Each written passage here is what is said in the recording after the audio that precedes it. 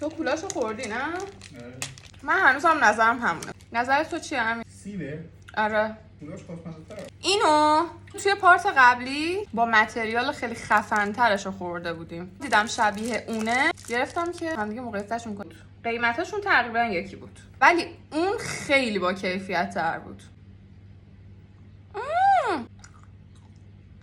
پارت قبلیشو نگاه کنید، واقعا اون تنها مارشملویی بود که من حاضرم دوباره براش پول بدم. سورپرایز! عاشق کافئینه. یعنی عاشق شمایه. قرص کافئینه. اوه اینجوریه. با آب دهنت خیسمیشو بد نیست. آره دقیقاً طعم لته میده. خیلی هم گرون بودا.